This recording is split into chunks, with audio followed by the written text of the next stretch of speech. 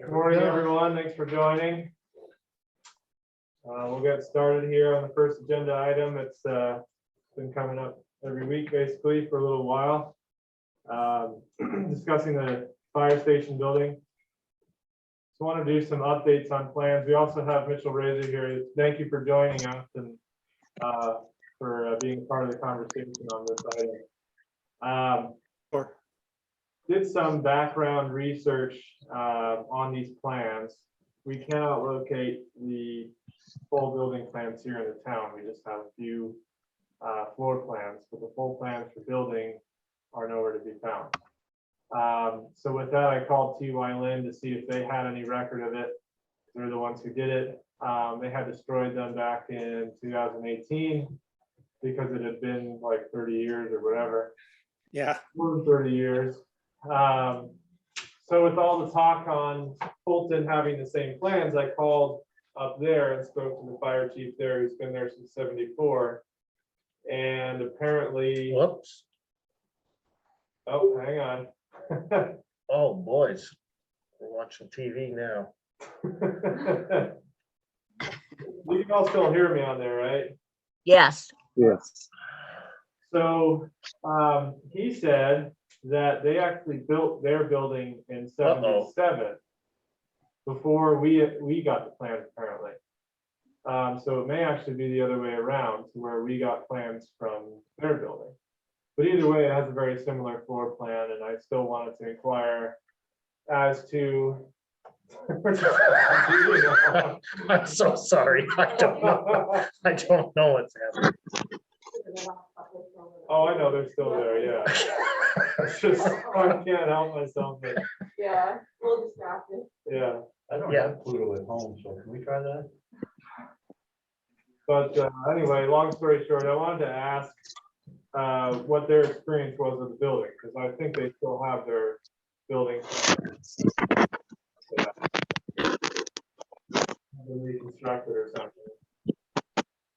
So from talking with him and from Patrick Santerre, the architect, and just a general consensus overall in terms of having plans for a site. One of the biggest pieces of feedback that I got was it really should be designed for a specific site, not having building plans to be put on something. Because as we talked about, if it were to be downtown or if it were to be somewhere else, you got to deal with the soils, you have to deal with the position on the property and so many other factors that really need to be site specific. He also mentioned that it's overall pretty functional, that floor plan, but there would be a considerable amount of things that he would change, such as it's very open concept and a lot of the materials and things and equipment are out and exposed. He feels there should be a lot more spaces that are more secure. Also, other things in the floor plan, like having the dorm rooms basically where there are windows, but then having the main room where most people stay throughout the day, in terms of escaping me, inside the building with no windows, basically. So the majority of the time, people are in the center of the building without any light, without any airflow. There are a lot of things like that that he said he would change. Energy efficiency was probably one of the biggest problems. He said it wasn't constructed with that really in mind. Said over the past 30 years or so, the council up there had talked about that issue in many different ways to try and solve that. They talked about putting in a wood boiler system and all those other things, but at that point, basically just putting band-aids on something. They did put in heat pumps a year or two ago, which helped, but still overall, the energy efficiency is something to consider. You have a timeline for wanting the new facility? As soon as possible. I mean, it comes down obviously to funding, and that's a big part of it. But if we are redesigning, which is basically what has been suggested, and I would like your input on that as well. That's a process within itself. Yeah, did you hire Patrick to do the work? Go ahead. Have you hired Patrick Santerre? No, not for this project. Okay, This, I know he did the pool and he did some other work out there. I used to work with Patrick. yeah, with this specific project, we had plans at one point, as I mentioned, for a building back in the 80s, but it was never constructed, and we were intending on using those same plans. But as I just mentioned, that's really not very feasible at this point. Oh, yeah, sure, of course. Yeah, no, you said that Patrick had been giving you some feedback. I didn't know if you brought Patrick on to hire the new facility. I just asked him his thoughts on it to get some input. Okay, I understand. Thank you. Did you have any thoughts on this, knowing where we're at, Mitchell? You can hear me, right? Yeah. Yeah, oh yeah, yeah, so, no, I agree. When I saw those TY Lin plans, those were from a different era, and I don't think that office doesn't really exist anymore. And like I said, my email, codes, energy efficiency, basic programming, a lot of things have evolved since then. Yeah, so I see that you have a RFP put together to call for services. Is that your next step, you think? That's for the airport, not for the fire. Oh, yeah, I noticed that. Yeah, I think you might have to do something similar, right? Is either work with a local architect like Patrick, or put out an RFP, for that work. I mean, I don't think it'd be hard to salvage those plans. I mean, I did suggest maybe you could try go design build, but I don't know if a design build firm would even be comfortable using what's available in terms of those plans. You could reach out, but Mitchell? Mitchell, considering the fact that we do not have a specific site pick, we've got like 3 different sites that we've looked at. How important is it to have the site, the property, that land taken care of before the plans are drawn up? well, oh, sure. Now we're in my wheelhouse. Yeah, thanks. Yeah. Oh, absolutely. Yeah. I mean, I would definitely have a very good idea of the property, because that could drive a lot of it in terms of, knowing the best location, access, the amount of room you're going to have for on-site storage, or the building and programming. So, and that's something I could, we can help you do a very quick study just to sort of quickly analyze some sites and quickly come up with a matrix of the pros and cons, and help you sort of quickly sift through those to understand which one's going to be most suitable for your, your needs. That would be something, that makes a lot of sense. And that can happen pretty quickly and nimbly, because it's, the data is available. It just needs sort of a quick overview and summary assessment. Thank you. Any other questions for Mitchell? No. Well, on that note, one of the other big pieces of feedback, now that you brought up land, that the fire chief up there mentioned, was how important it is to have a good amount of property, a very good amount of property, both behind and in front of the building. Yep. He overstated that about 3 or 4 times. He said it, and I wrote down some of the notes as he was talking. He basically said, if you've overgrown it before you even get into the building, then you're only going to have problems. The capabilities first are the most important. Having the capabilities, hampering yourself right from the beginning creates problems in the future. You can never have too much space. You And then mentioned, sometimes you can't have as much space as you want, but you find a happy medium. But I definitely appreciate that for sure. yeah, and even just from my limited experience in East Rocket, when there are multiple calls, especially that require a lot of people to respond, they come in their personal vehicles and park. And Yep. even on that location, when you have just 1 or 2 big calls, the entire place is filled up. There's hardly anywhere to move. When they're doing their ladder truck training, it covers the entire front of the building, and the ambulances can't even go in and out, so they have to park all the vehicles outside. Absolutely, yeah. It's really important to have that space also for drying hoses and different things like that. Yes. And training. So I really think, as we've talked about before, having a large piece of property would be the best choice going into the future, and even just for the present. We're in probably the smallest space we could possibly have right now. Yeah, right, yeah. Yeah, I And think, that would then free up that piece of land right downtown. yes. And that was actually a part of the discussion a little bit ago was whether we should keep that as a town building for a different purpose or have an RFP to see what some developers might do with it. That's We right, Have yeah. many different uses down there. I think that makes sense.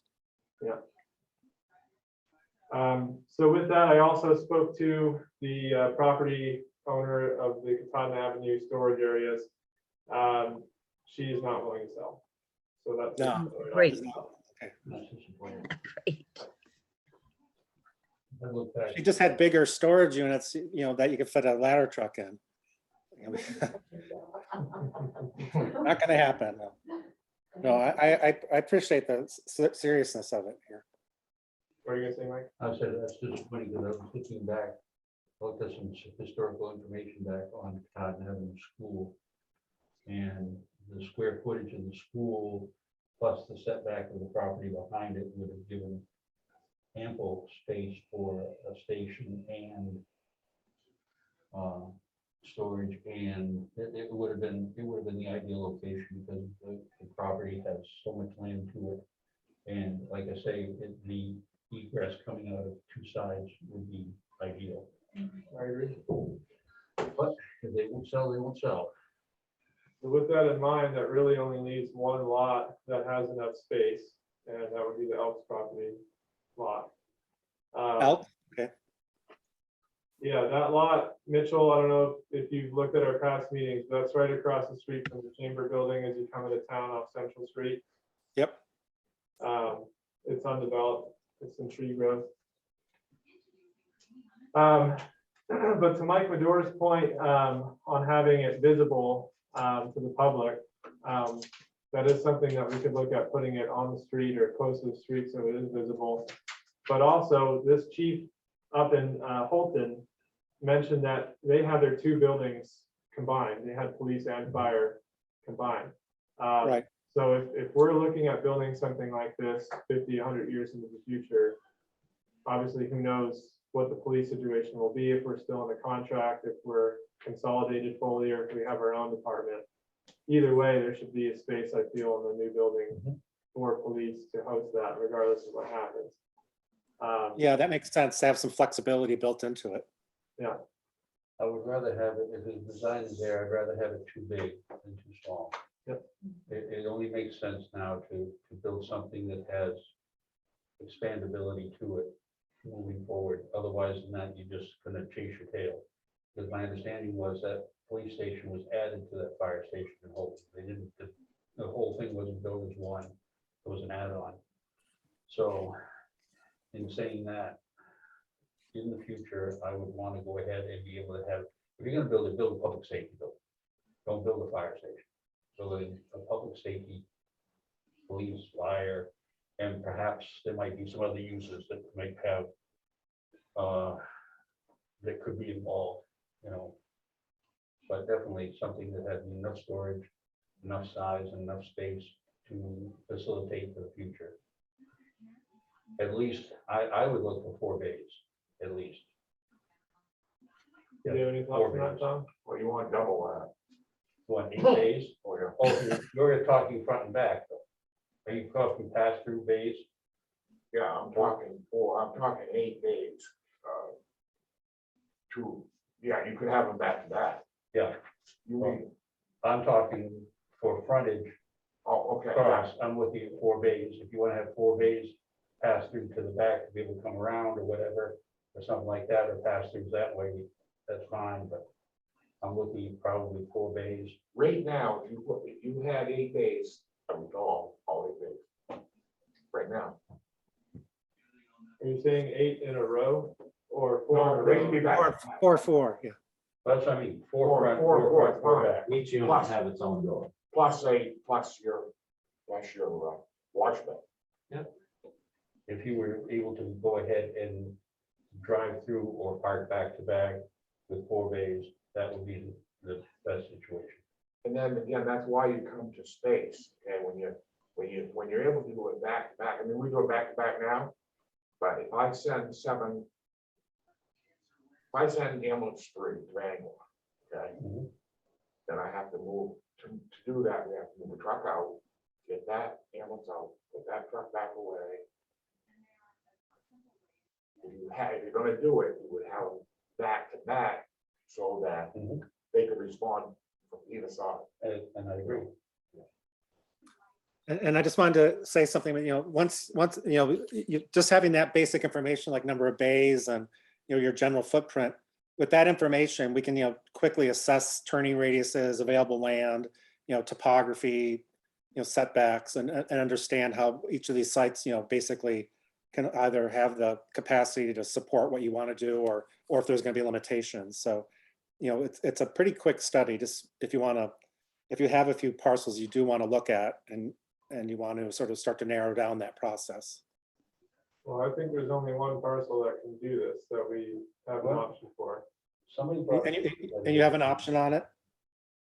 And they asked if we had looked at it, which is Moscone's place out on the Lake Road. It's almost across from the sawmill, because it's quite a bit of land to the side and back behind the building as well as the building itself. That's an unincorporated, isn't it? You're right now. And the other big thing, you'd have to do a study there because that's all swamp. Yeah. And I don't know, does he own the telephone building too? Yes. He does, okay. But that's all swamp out there. Yeah, we can grab the environmental data and see what's been mapped, or look at the, get the topography and understand the limitations in terms of wetlands. Well, I only bring it up because it was brought up to me. Yeah, it is outside town. Is the more property, does the more property have ample room? More property? Yeah, That's The old Can. Can-Am motor. Oh, okay. I would think not. For what we're looking to do. yeah, I see. I'm just wondering if you could have 8 bays back to back on the more property. I think the back part is the problem. Yeah, Well, if And you then turned parking it, on top if of you it. had it front to this way, but if you turned it, if you had the bays going in the other direction. So that you had 4 bays that were pointing toward Scott Avenue. Basically pointing toward the art gallery and Misu's. That shows you how far back I go. Yeah. Facing toward the Bangor Sadie's property. As a pass through that way, you could do it. You're still in a congested area. You're, if you have a logging truck parked at a red light, you can't get out. I just did a quick, right now, I have 10 units. that we want out. what are they? Considering the potential for a ladder truck in the future. That's or right, anything that's like just that. what I have today. All right, so, Yeah, okay, Yeah, so it seems like where we're at now, because we don't have building design, we're starting over, so we need to look for funding. I don't know, Mitchell, if you can give us an idea of the cost for just to do that assessment study or some engineering design sort of thing, so we need to take this to the next step and find some funding for that. Yeah, I can follow up with Peter on that, and we can, it's not going to cost a lot just to do a quick study, and we can just get you exactly what you need and nothing more, so you can be really careful with your spending. remember too, that whatever study is done out there is going to have to include connecting to the town water and sewer. Because that property that is being mentioned has no connection. That is going to be a big expense. Oh, yeah, that's a good thing to keep in mind, right? Infrastructure and any other sort of like public infrastructure improvements. And when we're looking at that, I was thinking about that the other night. I woke up the whole night thinking of this. And You do that too, huh? you remember, I would. There was a car wash there, Yes. Yeah. okay? slab and is still there. That had to have sufficient water to run that car wash, and it had restrooms in it. Office in the front of it. Oh, I remember that. Yes. So, Right out. Kid. Wait, There's where? something there, I right? don't know where those lines, Oh, right, yeah. Yeah. I don't know. Went up by the critic. Right. Just past, We as a were- matter of fact, the we last were place, Right in the just- face of like this. So was that at the corner then, basically, as opposed There's to? a you slab can- still there. The slab is still there. the slab Right is in the still there, face but of the basically, that's where the Lafayette water property. line, basically, water and sewer stopped right there. Okay, So you still, you know, even when the Oaks were looking at this property and bought it, and things, basically, they saw that it was going to be a huge expense to hook up water and sewer on that. What they were going to do at the time was they were going to go ahead and give the town an easement to be able to go across the property to the back of the airport in exchange for the town putting water and sewer in there. There's gonna be a trade-off. The town was gonna put the water and sewer in, and the easement was gonna go to the back of the airport. That was the deal that the Oaks was working with the town at the time. so that's what I was thinking in terms of having visibility, and also reducing the cost, being as close as we can to where the utilities are. It's probably putting it right on the corner of the property to where it's as close as you can into town. That was my thought. I'm just trying to picture where they would run it if they ran off the airport. No, it wasn't running from the airport, it was running from Central Street. Oh, I'm sorry. But the Misunderstood. easement, The airport isn't even hooked to town sewer. No, I didn't. They were. basically, the land would then here. They would go ahead and the water and sewer were here on Central I Street. used to have They were town water. Give No one the can see town what you're X drawing. amount of space for an easement to run completely back through No one can see the what back you're of the drawing.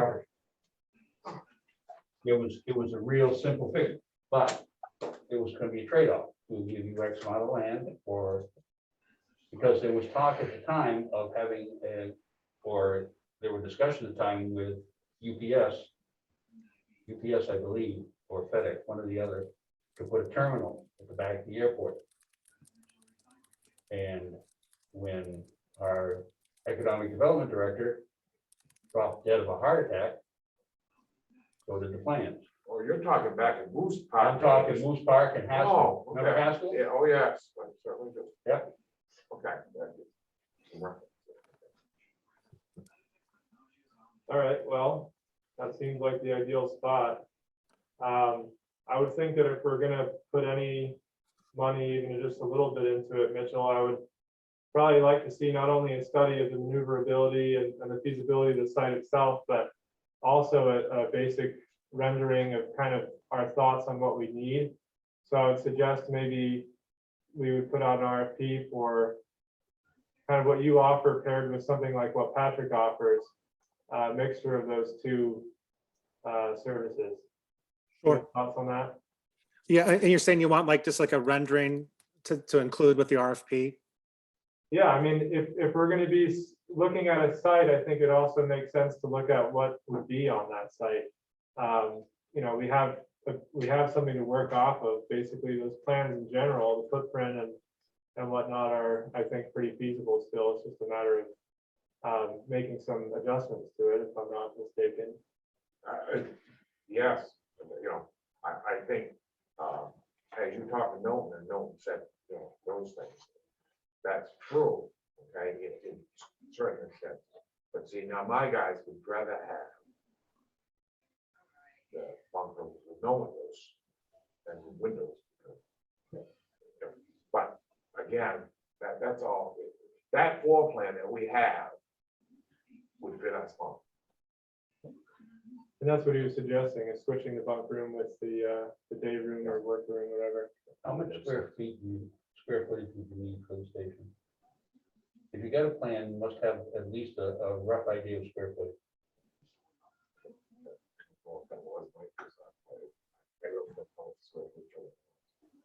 I think it was around 9,000 or something. We had 9,000 down, right? Yeah, we already looked at it. On the map. So Okay. basically, what, 300 by 300? No, it's longer. longer and narrower. My garage out there, the red garage, is 45 by 65. And that fits basically 4 pieces of equipment. So if you're gonna do 10 pieces, you can just keep and then put a day room. There's nothing other than 4 pieces of equipment You know, in mind. Yeah. For that without size, offices, so, without- so you'd have to quadruple that at least, Just for equipment. just for equipment. I'm just thinking, there's just things like I said, I'd like to see, I'd like to see at least.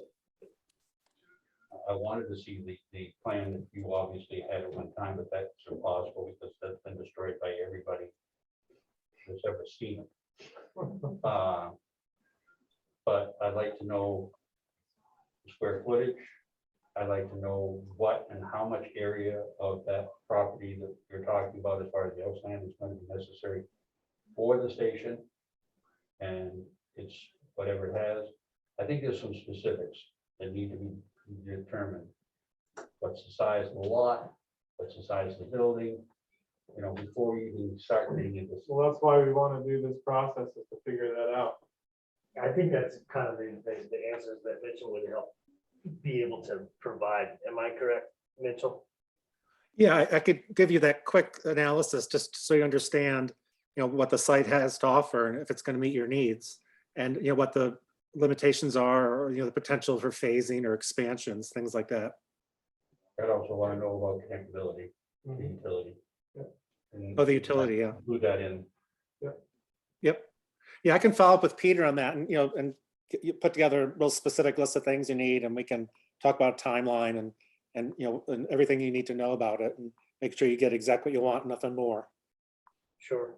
And I think that as an additional expense, would have to go to council vote Yeah. as well, right? Yeah. So just like I did at the airport, I'll write up an RFP, bring it here, we'll look it over, see that it covers everything we want it to cover. And then if we like it, then we'll send it to the council. Okay. The big hangar, Tom, next to the office is 4,800 square feet. That's 60 48. 60 by 80. Okay, so just as a reference, You know, if but you're gonna go twice that, if we're gonna do this, let's not skimp on what we're gonna build. Oh, no. Build something, plenty big enough for what we have right now and where our needs gonna go. And that's the point of it.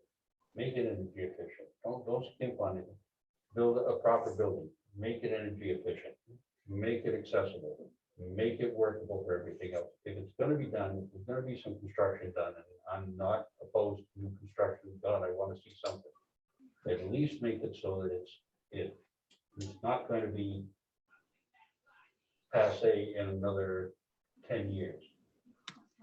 And make it as energy efficient, because the price of everything, make it as energy efficient as you can with a public safety building possible, with a building that size.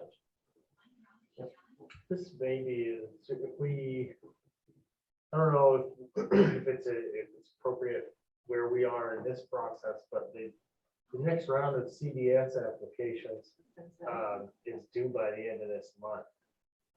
And I'm thinking that we could probably wrap the narrative around that this project is in the works, and we could seek some funds through the delegation to help pay for it. We would have to move fairly quickly, because it's due at the end of the month, and we have to have the council approve it.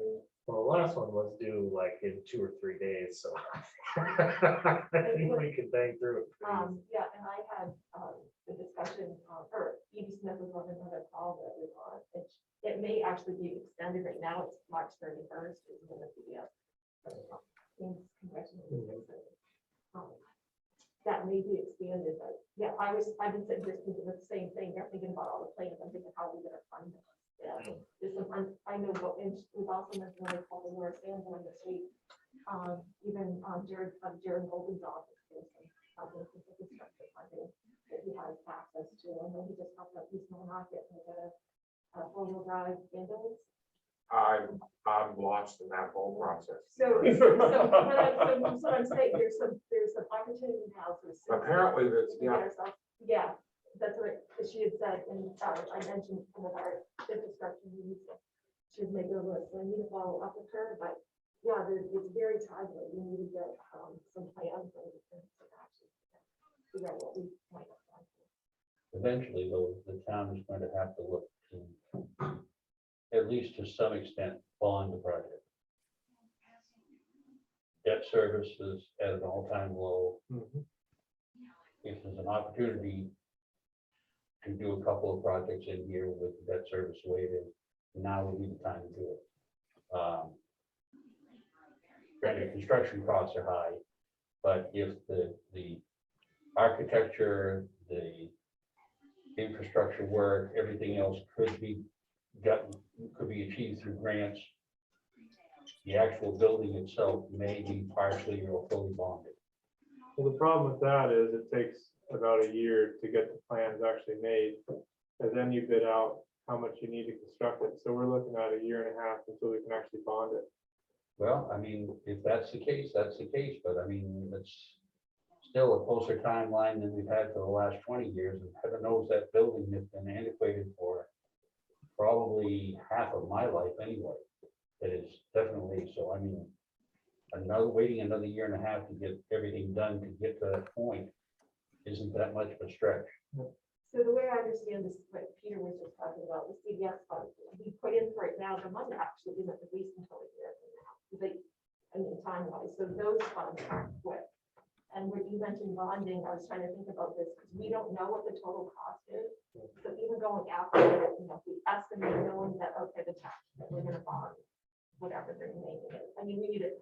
The challenge that I would see is that I think the intent for the CDS funding is more for shovel-ready type projects. So if we were to attempt that, the narrative would have to be very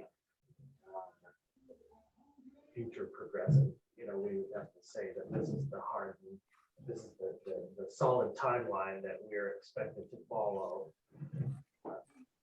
You know, and it may not be the best option, but it's something to think about and decide on in the very near future. Well, I suggest we maybe use the floor plans that we have and say that we're working right now with, you know, architects and whatnot on bringing that floor plan up to a more modern state, making adjustments to it based upon feedback from Holton and others, and get an idea of how much it would cost to build something of that size and apply for that.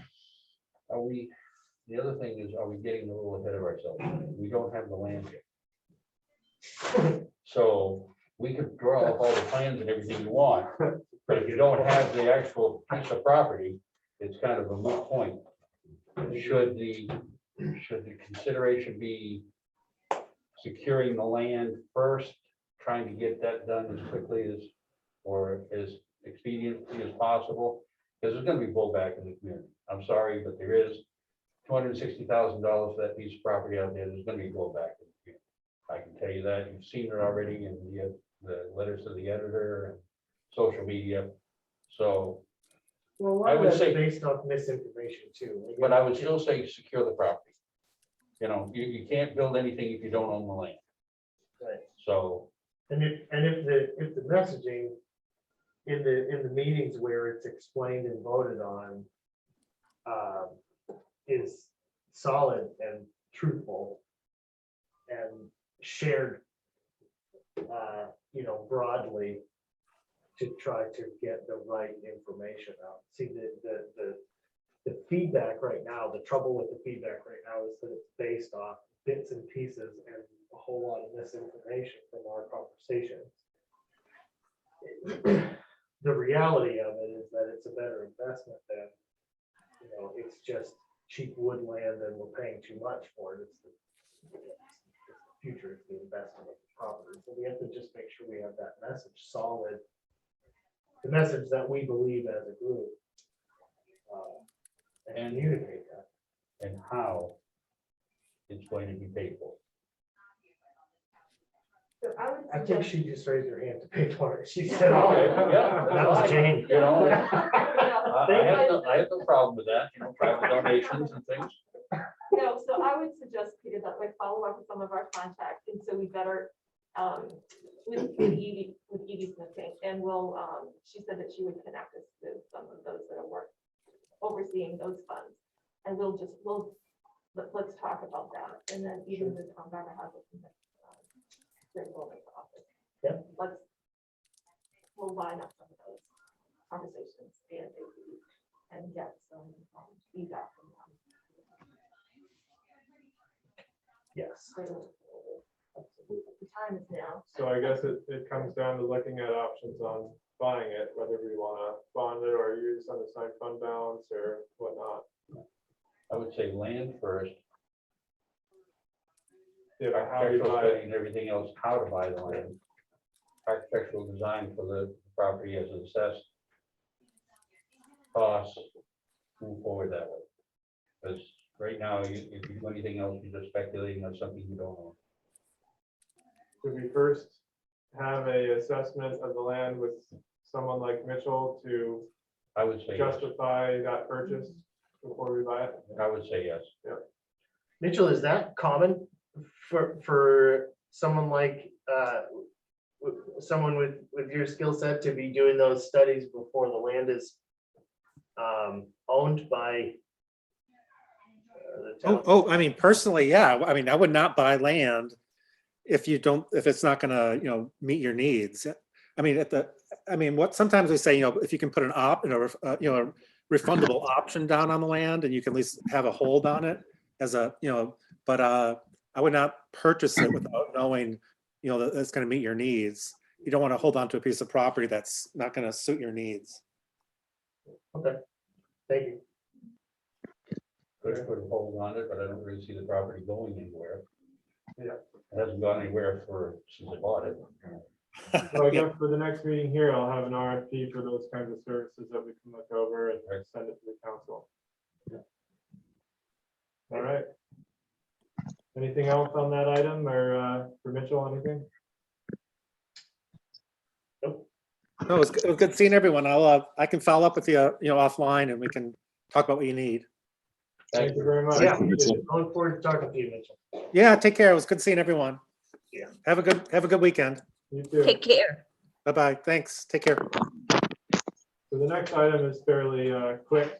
It has taken some time to get any response from the state on water quality issues. I'm gonna have an email sent to me pretty soon on what our options are to do the testing for some of these synthetic organics that's not covered in our or in main waters anyway, sampling that they do.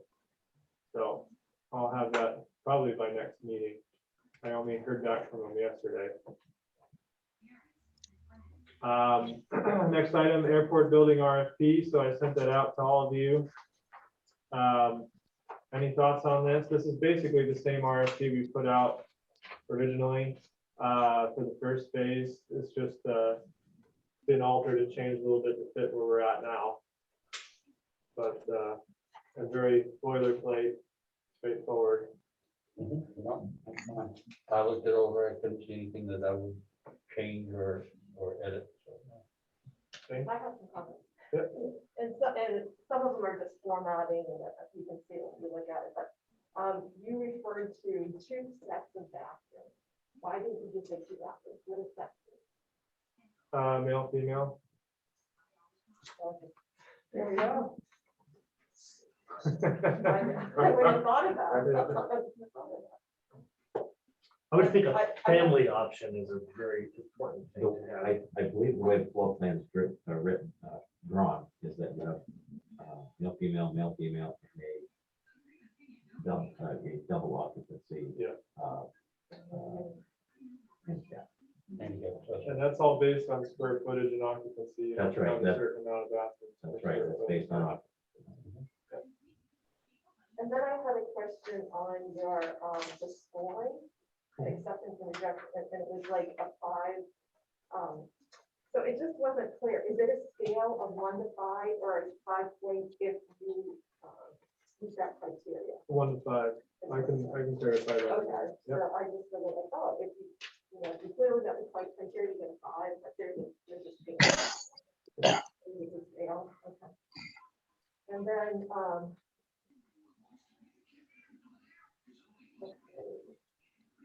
so the very first one says the highest number of points in this category will be given to the lowest responsible bid price. Who determines if it's a responsible bid price? Even though it's subjective? Yeah, the committee does. Yeah, because we might get proposals for different services and for different options. So if we feel like we're getting a very small amount of services for a lot of money, that's to us in comparison to another offer where they're offering many more services for that same price or roughly the same price. So We would determine that as being more. so you're saying it would be clear however it's written. When you look at it. Yep. Very good. Yep. That is good. So on that note, I added on here, the following will be rated on a scale from 1 to 5 for a total of 5 points. Each. Does that sound good to everyone? Any other thoughts on this? All right, well, with that, according to our new policies, we will, Hold on. oh, Jeff, yeah. Just the date on the bid proposals, the received and, or delivered to, we're gonna open them on that date? It specifies in here when they have to be received by, and then it gives us a certain amount of time Okay, to review them and then to make a decision. okay, because I'm gonna be away that week. So we'll have, it's outlined here, I'll see if there was something, yep. So we shall have 90 days. 90 days. Okay. Yeah. There was something on here that I looked at. I said they didn't have anything, but there was something on here that had to do with the design proposal of there was a conference room that could be or would be TSA if needed. Mhm. Does that mean we're gonna, if the TSA is needed, then we're gonna lose the conference room? You know what I'm saying? Not necessarily, no. The conference room, I think, was on top, it was in a different part of the building. Yeah, there were 2 conference rooms, right? Okay, the grand room in the front, Yeah, okay, where normally everybody would be sitting now in the morning to have coffee and all that with a view of the mountain. That particular grand room will have a movable wall that will seal that off for privacy. And the length of that will be determined whether TSA needs it or not. If TSA needs that spot, then that just shortens it up just a little bit. It doesn't remove it. all right, it doesn't take it. It that's does, what I it wanted does not take it off. clarification. It's a matter of maybe from here to where Steve's sitting. All right, I'll let that go. Okay. I'll let that go. No, I just Well, don't want to lose, we discussed it, we went around on it, everything else. I don't want to lose the conference area, But there's another conference area that's literally similar to this room right here, which would be for the Which- pilots. which would be outside. No, it's strictly a It's still public. public conference room with outside access. They have double doors just like that, open to the outdoors. All right, We designed it, or we proposed it with enough space to expand. I just wanted to get that clarification, because the way it was written in there, it seemed like that if TSA, it was determined TSA needed the space in the conference room would be, One of the TSA spaces that's there now is listed as a gallery. So you could have aviation art, you could have models, you could have stuff in there, but it will become space for that. There's ample space to do baggage, TSA, and sheriff's office, While still having that grand room. while still having the grand room. okay, that's all I wanted to make, I wanted clarification. Thank you. And that was the first phase that we did that. So that was basically a rough sketch of what we were all looking to do. Yeah. This next phase would continue that and make sure that it really covers everything we want. So we'll still be going through that exercise quite a bit. Yeah. That first phase with the renderings we have was so that we can have an idea of how much all this costs, basically, to put everything down to paper. Now, again, this is going to be, going to make an emphasis on energy efficiency with this too as well, Well, so that we don't have to go through this again with leaking windows and ADA compliance, energy efficiency, and basically making it usable. were Yeah, three biggies. multi-use. Multi-use, energy efficiency, and ADA compliance. And it does say energy efficiency. Yeah. Must have experience with. Yeah, that's actually one of the 4 points. Good. And I personally think we could be a modern construction techniques. Somebody wanted to get involved with design of whatever, CLT or whatever. I would love to see CLT used in construction, so. I really would. These again are my personal thoughts, but we've had a lot of discussion on this leading up to this.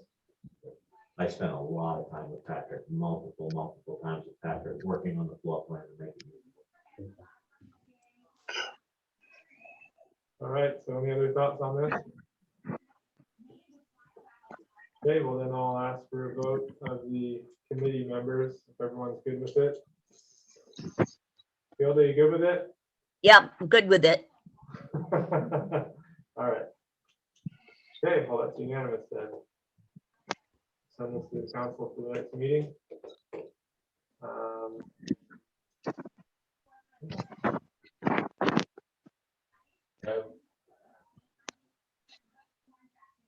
Have we, I try to remember if we've had any discussion on, I know that the northern, was it Northern Borders that we got the grant from for the, okay.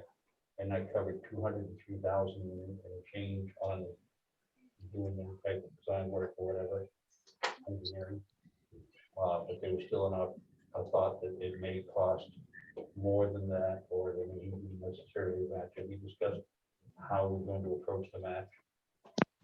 The match for this Yeah. RFP? Well, Jeff was looking into the people that are currently harvesting some timber already to Yeah. see if they would harvest a bunch of hours on airport land. Okay. I had hoped to have numbers for you guys today, but they have not returned the numbers. They were out there and walked the property, looked the property over to get a quote from me, but they just didn't get it from me for today. In That would time be for- great. I mean, I'd like to know where the match or where that extra money is going to be coming from. But it'd be nice to have the whole presentation for the council or Yeah. whatever. We could have it by then. Yeah. And I would hope if it would not cover the full match, which is around 52,000, it would at least offset a good portion of that, and then we pay the rest. But I'd like to have that front and center so Yep. everybody would know. Any other thoughts? All right. So the next item here is seed planting along roadsides. Seed planting for flowers anyway, along roadsides to minimize mowing and add attractive roadways. Ralph, I appreciate you being here for this, because obviously you're the one who would have some thoughts on this. Did you have a chance to look at that article of having wildflowers on the roadside? Yes, I did. Yep. Well, we're doing it for you. I know how much you love flowers. Right. Do you have any Yeah. thoughts on it though, in terms of management or anything like that? Well, it would certainly complement the projects that's going on now, especially, they do the cancer ribbon on Central Street on the bank, and it's solar lighted at night, looks nice. And there's another organization that plants tulips on the other side of the street, so there's a lot of pros by doing that. There's a few cons too. One of them would be, in my thoughts, is the same issue we're having at the cemetery with the rose chafer beetles. They like to eat flowers. So we've spent quite a bit of money up there, the past 3-4 years doing the grub control. And we finally got that under control now. So the land around here, there's a lot of sand in it, and you tend to get the infestation of the beetles. So I'm not sure how that would work, as far as planting roadside flowers. I mean, the other issue is going to be maintenance. I don't know how the winter maintenance would affect it. After the first year, we use quite a bit of salt out there on the main run. So, and we end up plowing a lot of that off in the shoulders. So that, that's just a few of my thoughts. It does look really nice. There's no question about it. But there is a few cons by doing it as well, so just wanted to bring that forward. Well, thank you, Ralph. I think the intent here is, as we all know, we've been working on projects for years. And having something actually physically manifest is something that's, I feel been holding us back in terms of public perception of, well, what are you guys doing? We don't have a new building built for the airport. We don't have a new fire station. All these other things that we're talking about, what we're trying to build with Dr. Todd and all these other things. It takes a long time. A lot of people don't participate in those things. They don't understand what actually goes into it. Right. We have some small areas where we can show some improvement, some beautification, some recognition of, the work that we're trying to do and improving the town. I feel like this would be a really simple thing. Seeds that I would recommend are doing perennials, so we don't have to replant. They can withstand a lot of what you mentioned, Ralph, in terms of snow and salt and those kinds of things. So basically, it would just offer stretches of road that wouldn't have to be mowed. They wouldn't really have to be maintained much. Wouldn't Right. canopy project, cutting trees and that, wouldn't that, what you're describing isn't, well, no, it's not the same thing. Yeah. But as far as the beautification and showing something is happening in the community, and that's going to happen this spring, or isn't it? Yeah. Okay, Yeah, there should be. between that, the electrical for the park, which is going to be done, we can show areas. I mean, the only thing but when I first saw this, I thought, yeah, that would be very pretty and things. Then you talk about, grass growing up in amongst the flowers and everything and not being able to be mowed. And then we go after Joe Blow down the street because he hasn't mowed his front lawn because his grass is 10 inches tall. Well, look at what the town did, and it's all grown out, grown up and grown out there. I like the tree idea. I do think what Ralph is saying as far as that bank where they put the flower pots for breast cancer, I do think that would be nice. I think probably you could designate 2 or 3 areas in town, but I wouldn't want to see it too widespread. That's what I was thinking, doing a couple areas just to try it, see how it works, see what the feedback is. I want to make sure too that it's not, though they won't necessarily have to mow it so much, maintaining or whatever is still going to be something that's going to fall in public works, that they're not going to end up having to tiptoe around it or whatever to get their work done. I think we had just seen anything and let it grow for the season and then having just like fresh pot it and just leave it. Don't You have to cut collect it it down or and leave anything. it. So Yeah. instead of having to mow multiple times, just like once for the season. The problem I see with this, like Ralph said, is the maintenance of it. You have that Allen girl who puts flowers over here on the walking path, and she's asked for help every season. And as far as plowing and the salt ruining the plants, I can understand what Ralph is saying there. So you'd have to plant these perennials in a place where they wouldn't have to be maintained. And yes, it sounds great, like across the street by the river. There used to be a lot of flowers over there. They've since gone. I mean, people like to look at the river and the flowers that used to be there. There's places that you could do this, but you got to think of who's going to maintain it and what the cost is going to be to do that. So, I'll be back later. Thank you, Brenda. But the point you brought up, Mike, too, about there actually were people commenting on that online on them having wildflowers, but having to cut it down because code basically told them they Right. couldn't do that. So that is something that we'd have to consider is, We wouldn't allow that in somebody's yard. No, I mean, it's part of the code. I mean, You also can't throw snowballs you shouldn't on school property. on any property. You're not allowed to do it. but there's also a distinction between clear grass and clear flowers. Mhm. And so I think if our new code enforcement officer makes that distinction clear, and then we're not telling people to cut down their wildflowers, whatever, if that's the route that they go, then I think that would probably help. But this, this would be, the idea of this is to be as low maintenance as possible, is to put this in areas where it can grow with grass, but it obviously grows out stronger and bigger than the grass, so you don't really see it. And to Brittany's point, it would not have to be mowed until just at the end of the year. So we can look at areas where we can try it and see how it works. Crandall Park would be a good location to start. How about that stretch, between Central Street and where Stearns is? There's that Oh, kind of Boston median Drive there, Boston Drive and Central Street, something like that, or That green area there. yeah. or from Peddler's Yeah. Hill to Medway Road. Oh, you, oh, it's not local. yeah, Yeah, it's it's just okay. right Yeah. Sorry Yeah. about that. Yeah, that would, that's certainly a non-intrusive area. I mean, it probably look nice with flowers. Did you have any idea, Ralph, on where some of these could be put along roadways?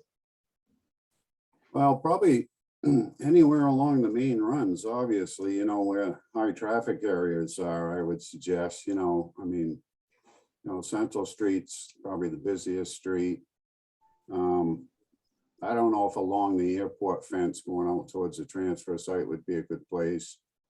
We'd have to take a look at it and just try a place and see how it's gonna work, But I would definitely stick towards the main runs, where the high traffic areas are, obviously, so. I don't have any specific places, maybe along the airport fence would be good, or Central Street, or even the Chamber building coming into town, we could use that little island there, to start with, see how it works out. That's good visibility right there, just coming into town. I know we've got flowers out on the Welcome to Millinocket sign too, so that always looks quite nice, That does look good. Yeah, so, we could try, maybe the Chamber building island and a couple little spots coming into town. We look like from Peddler's Hill to Medway Road. Strip along that. I think anywhere up to there, when we are reorganizing Central Street, this whole Central Street reorganization project, and just running the color right up through there, I think it would be beautiful for people coming to town.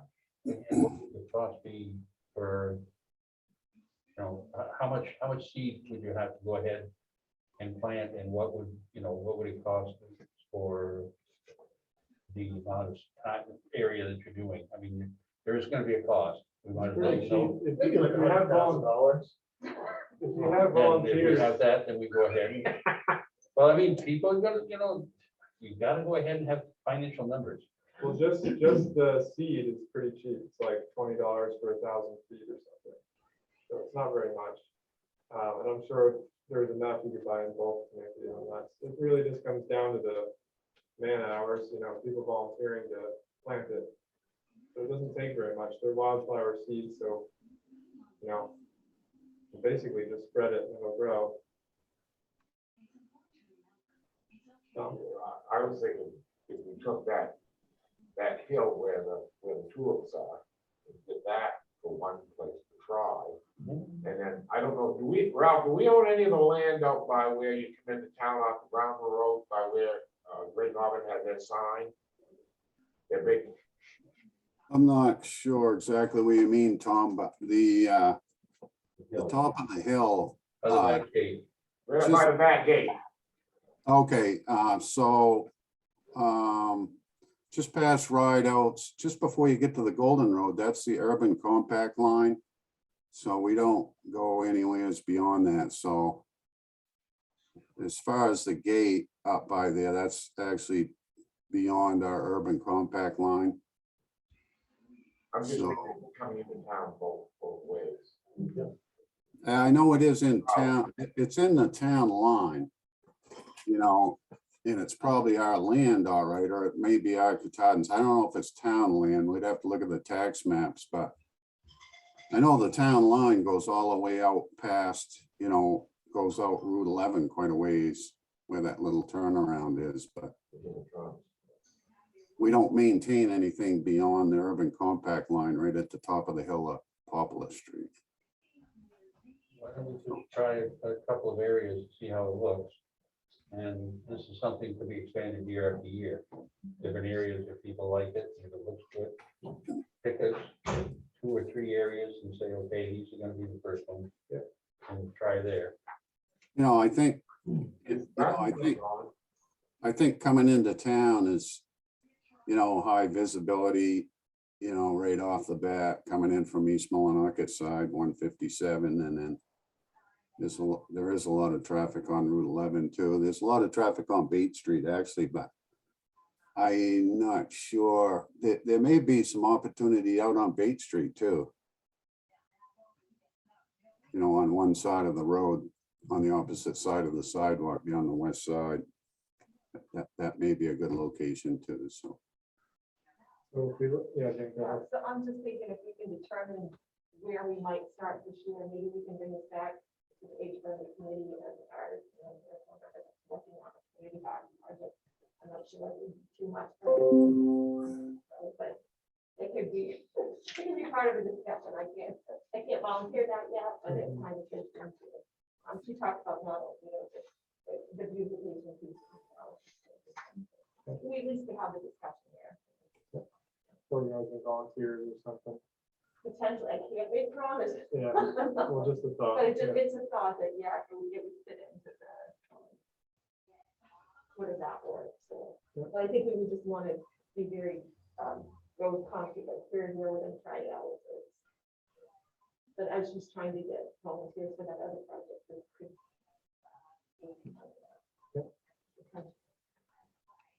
I think it also adds to, with the town in the future is going after additional like beautification grants. It's showing that the town is working towards having a more appealing downtown and this entrance into our space.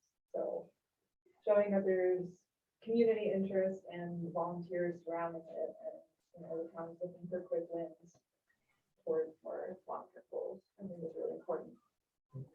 I do like the idea of more balsa by Stearns lumber. I've always, that's kind of like a dead area right there, I mean, it's grass, but really has no appeal to it as far as coming into town and seeing something. That would be a good location, I would think. So just to pick a few spots so I can measure the square footage, so I can actually see how much it costs in seeds. So are we looking then at that median that Mike just referenced? That I be a would good think spot?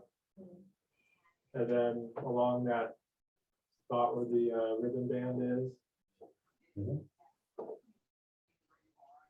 And perhaps right in front of the chamber, as Ralph mentioned as well.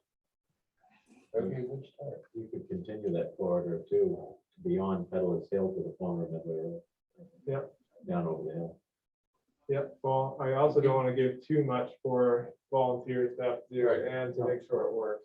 Just I think that would be great to have the entire, the entire Right. left side coming in, Yeah. all the way to the Medway Road. Because it's pavement after that. Great. but starting somewhere, I think, Yep. yeah, right in front of, so they're the median chamber and where the ribbon is. We have all our volunteers right here in this room, so Yeah. we can just find our time right now, right? If you had to narrow that list down where the ribbon is already there, somebody's already doing that, do the lower parts. I was just thinking behind, You know, if you had to narrow that down, Serious. you think those 4 areas, you just narrowed it down to 3. We'll You give you a didn't do different that- afternoon on. that part of the Peddler's Hill. Yeah, I mean, it could be, I just didn't want to do too much. Do you want it all on one side of the street, or do you want it, instead of with the ribbons on this side, you've got that bank area there where you turn up onto, But isn't that where that, is it the Nazarene Church, the women's group that does that? Just the women out there.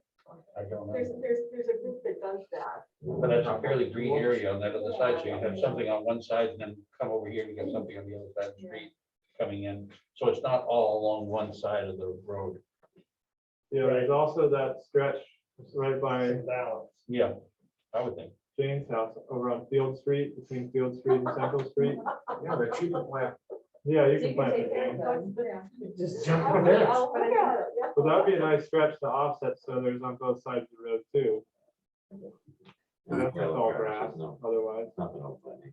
And remember down where the lower part has the road on something. Like all the change.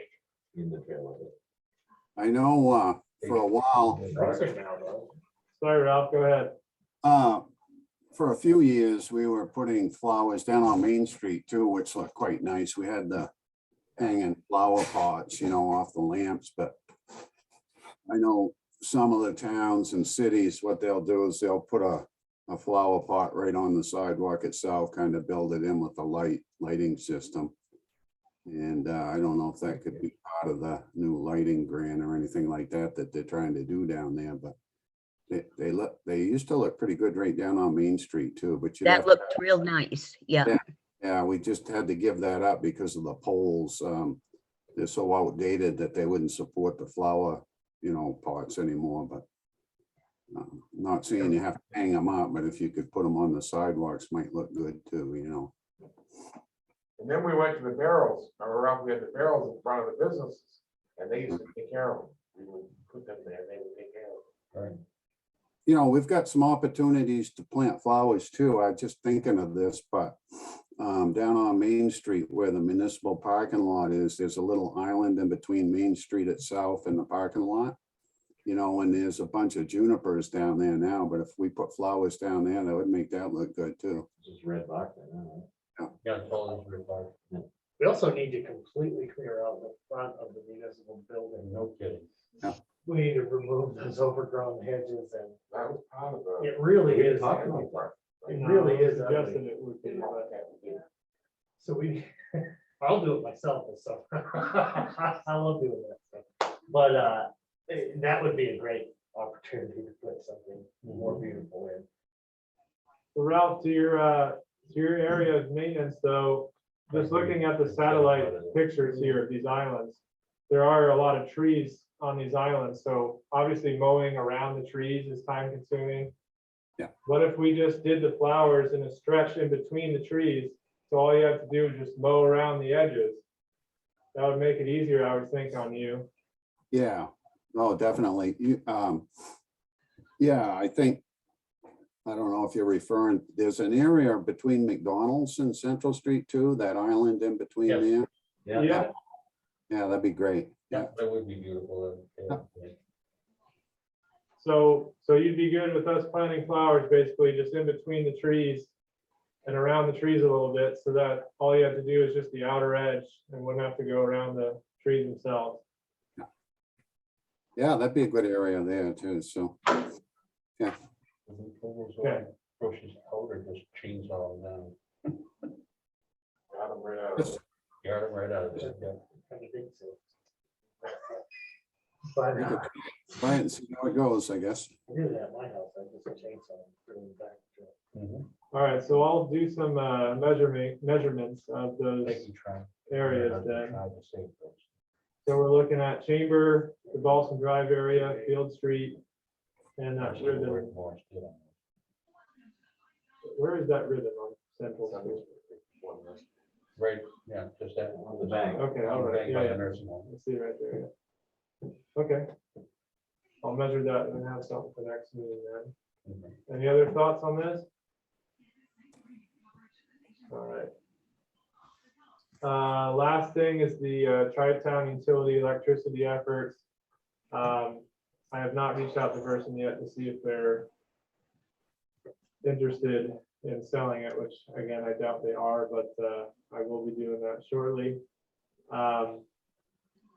I actually, strangely, right after the meeting was called by a solar company who originally did a plan for us out by the wastewater. Mhm. Couldn't do it because the substation required like $3 million worth of upgrades that at the time Emera was not willing to put in, but since then they've upgraded it. I was gonna ask that, could that project be revived, because now the substation has been changed out there, so they have an updated substation, so could that project be revived? It's very possible, Because so, that was gonna be a huge saving. I mean, the biggest energy consumer we have in town as far as municipalities at wastewater plant. If we can get solar out there, they can go ahead and be directly bring power into that wastewater. And then anything else being moved to the transfer site would be a huge help for the town. And we were able to figure out where we needed to put the solar. We were able to move the fence back. We knew where we were gonna have it and everything else. It was just a transformer. And now the substation's been changed out and new ones were put in. Yeah, they're gonna look into that. They also offered a quicker solution, which is there's a solar field they're building in another portion of the state that they can sell us power from. Either until we do our own or just in the future if we can't. That would be about a 20% savings roughly on power. I still would love to do our own out there. I just think that plan was the best. Well, and that could be a stepping, that could get us some savings sooner and be a stepping stone, you know, in the meantime. it's only 20% is nothing to see that. So I'll have especially with more, the recent hikes. I'll have more on that by the next meeting, so they will be looking into that. Any other thoughts? Yeah, I was just thinking on that solar issue, why couldn't you do the purchase, the solar discount meanwhile, and then move forward with putting out our own solar system out there? Yeah, that's what we were suggesting, is potentially using that as a stepping stone, like Peter said. Because it would take a couple of years anyway for it to go through all the permitting and to actually be built. So I'll have all those options for the next meeting. Shouldn't they have a lot of that? I mean, we went through that right up to the time that Versant said, no, they couldn't, substation couldn't handle it. Don't we have a lot of that, or shouldn't they have a lot of that on file already that they went through on that section of land? That is only one of a whole bunch of hurdles they have to go through in terms of permitting. So That's a that's, start. that's generally the first step, is seeing the capacity on the grid of the substation. Once that's cleared and fine, then they need to go through DEP and other departments, which takes some time. Any other thoughts? All right, well, that concludes it. Yeah, Also, I was just having a random thought about the building, the airport building. What is it? Just, energy efficiency. I mean, a lot of these buildings have their own solar system. We could do something to supplement water and electricity. Yeah, Built into the roof of that building. if we, that's what the library is planning on doing, is having solar built in with it. The Yeah. cost just got so crazy at that point, but, Yeah. yeah, it's definitely But something but to if, but do. if you average it out over the long term, what does it, factoring in maintenance and so forth, and there must be a life expectancy of that equipment. I'm just curious, I'm not versed in it, Maybe you About want 20 to something like 30 that. years life expectancy. And the return is on average return, at least on a home with solar, is about 8 years. But we had actually talked about that. On the Elks property. On the outside. Yep. Yeah, that's part of it. That And would, that, maybe we can work that to actually do the fire station and the airport. Hopefully that's still on the table, because that's gonna be part of the selling point as far as the cost of that land. it is still on Oh, the yeah. table. Yeah, They just called the other day and said that it's even easier now because FAA changed their restrictions on the Blair. flare, thank you. So much easier now. Yeah. All right, And as far as I know, that particular spot passed the old flare test. right. The spot behind the apartments on Wausau, behind the airport cabin, or dining cabins, that didn't pass originally. Yeah, It may pass now. But anyway, the 25 acres that was in the proposal for the outside. Can you have multiple sites on something like that near an airport? I mean, if that one could be used for the airport itself, if the one by the airport cabin, if a project can be done there somewhere down the road.